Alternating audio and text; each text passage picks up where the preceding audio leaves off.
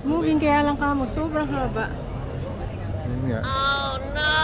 Ayun, papaisip kami at mahaba yung pila. Sobrang haba. Sobrang haba ng pila. Twice yung pila na ngayon or 3 times yung length. Tingnan natin dito. Ethan has got a suggestion. What is ano it, suggestion mo, Ethan? You can say it. Online? I-book sa online daw. Di ka? Yes, you get a more expensive. Golden ticket daw. Bili ka ng golden ticket which would cost you 13 euros isa para makapasok sa live. Paano hindi ka na pumila? Unless one eternity later.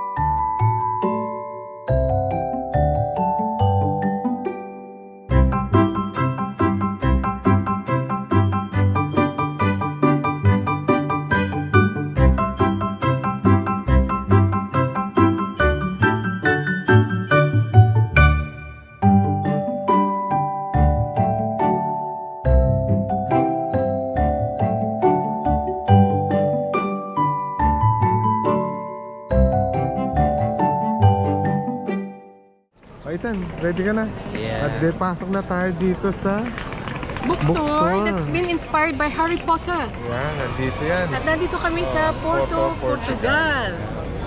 At papasok na tayo, nakabili tayo ng ticket online. Anong ticket bang binili mo? Silver or gold? Silver nakawa natin. 8 euros isa sa tao. At you have that option not to buy the ticket, you just have to queue up. But the queue is really long. Kaya, at may oras yung mga ibubook nyo ticket.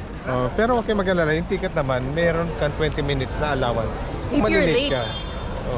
At tayo papasok na dito. Punta na tayo dun sa oras na allotted sa atin.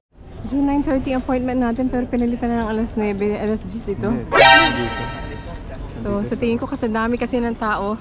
Pero mas may klikli yung pila dito ngayon kaysa nung isang araw, no? Up to there, yung isang araw, talagang there's no chance na makapaghintay kami ng ganong katagal.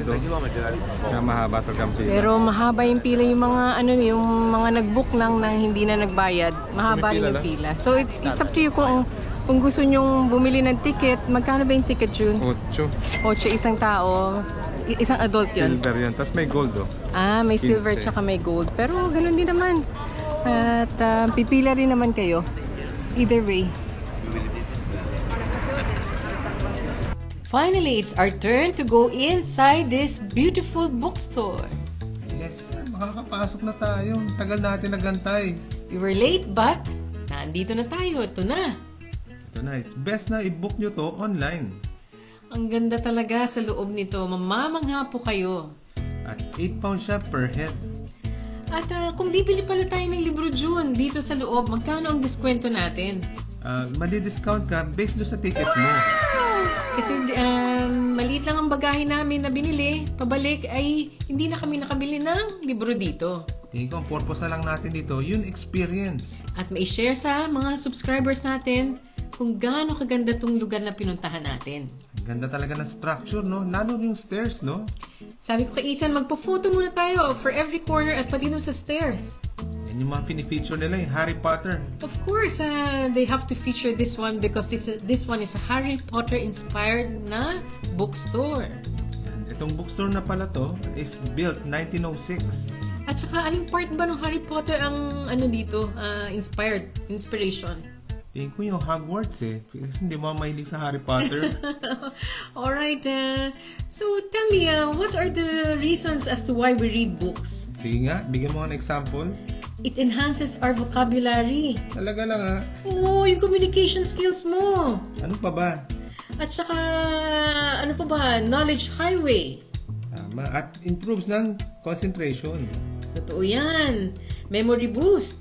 At mababawasan ang stress nyo kapag nagbasa kayo ng libro. Lalo ibang tao, no, nakaka-relax magbasa ng libro. It puts you in a different world altogether kasi parang nagsistep in ka dun sa fictional character. Ito yun. At ini-imagine mo kung ano yung storya, di ba? Kaya magbasa na kayo ng libro. Yes! Kung pwede lang natin maipabox yung mga libro, dito nakikita natin, June. Pero kasi, lahat digital na. Totoo yan. I was really wondering if this bookstore was selling most of the books kasi nga, everything has gone digital at mas handy dali ng digital books, di ba? Oo naman. Very portable. Hindi katulad nito na tangible, na hirap ilagay sa bag. Totoo yan. But whatever it is, digital or hard copy, whatever you prefer, still read the book. Oo naman. It proves lahat Iba sa, pa. sa personality mo. Pero ako, I prefer yung audiobooks now. Hindi ako mahilig sa ganun. YouTube lang ako. Kasi nahirapan na ako magbasa. Ito, ang ganda ng hagdan, no? Ang dami nagpapa-photo dito. Talagang napaka-busy. Everyone's just taking their turn to have their photos taken. Pero worth visiting. It's one of the places in Porto that you have to visit. Masti talaga. Isa sa best library na makikita sa buong mundo. Totoo yan. Hindi pala library, bookstore. I thought initially this was a library in fact. Kasi ang daming libro eh. At nakakatuwa nga kasi iba-ibang lingwahe, no? Oo naman, ang daming pagpipilian. At yung Jane Eyre, nandyan. Yung mga pinag-aralan ni Ita sa GCSE. So here are more Harry Potter books. Yan, meron din Shakespeare dito. Lahat na klase libro makukuha niyo dito. Yes. Mga fictional lahat ito, tsaka ano? Non-fictional. Ayun, Sheila, at tapos na yung ating trip dito. Maganda to sa mga English literature na mga teachers. Hindi lang yung mga book enthusiasts. Mga book enthusiasts. Ibig sabihin yung mga... Kasi usually ito ginagamit ito sa mga sa end of the term Sa atin, school. sa GCSE. Yung mga Jane Eyre, Romeo and Juliet. Dito, marami siyang iba-ibang klaseng libro. Katuwa, pocket size na Pinocchio. Saka hindi lang iba-ibang klaseng libro, iba-ibang klaseng lengguwahe, pambata, Pero matanda. kasi ngayon everything's gone digital, so hindi ko alam kung gaano kabili ang mga ganitong libro pa rin. Bihira na magbabasa ng libro na hawak mo talaga katulad nito. Hawak mo. Lahat digital. Hindi ka na makakita, lahat digital eh. Digital lahat. Pero isa pa rin isa pa rin paraan para magbasa ka ng libro. Ito, hanggang dito na lang sila. At tayo ay magtatapos na. Ethan, magbabay na tayo sa ating mga Keep on watching manonood. our travels here in Portugal. In Portugal. Ethan. Whoop!